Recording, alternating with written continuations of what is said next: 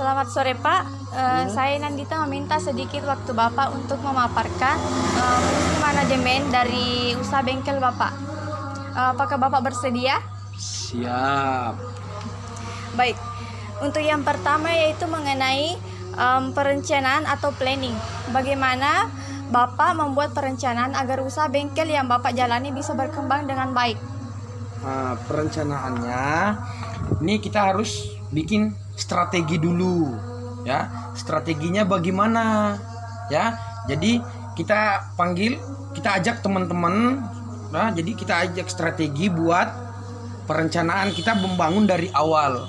Karena saya nggak bisa sebesar ini sebelumnya. Karena kenapa?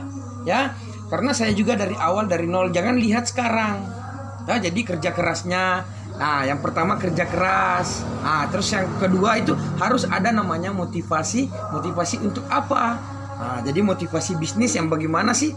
Motivasi untuk memberikan arahan kepada pekerja-pekerja saya, motivasi untuk apa, ya? Jadi yang pertama itu tadi kerja keras, usaha, dan yang ketiga jangan ada namanya kata putus asa, ya. Gagal bangkit lagi karena kerja keras tidak pernah mengkhianati hasil, ya. Nah, kerja keras tidak pernah mengkhianati hasil. Nah, terus yang keempat bagaimana sih? Saya berpikir, saya melihat masa lalu saya memang pernah susah, ya, tapi sekarang alhamdulillah, ya, karena usahanya, kerja kerasnya, kerja pintarnya sama kerja ikhlasnya, ya. Itu aja buat perencanaannya. Baik, untuk yang kedua yaitu mengenai pengorganisasian. Bagaimana Bapak mengatur atau membagi tugas kepada para pekerja yang bekerja di usaha bengkel Bapak ini? Jadi di sini saya itu mengajak teman-teman kerja tim. Karena kalau saya kerja sendiri itu kerjanya berat, ya, kerjanya berat. Jadi kita kerja tim supaya kerjanya ringan. Semisal si A kerja, si B juga harus kerja dengan sesuai ke kemampuan mereka. Jadi kalau kita kerja tim itu pasti akan mudah, nggak susah, nggak berat. Jadi kalau kita kerja sendiri itu berat. Itu jadi makanya ajak kerja tim. Terus baik, untuk yang ketiga yaitu mengenai pengarahan. Bagaimana Bapak memberikan pengarahan atau instruksi kepada para pekerja agar pekerjaan dapat diselesaikan secara efisien dan efektif?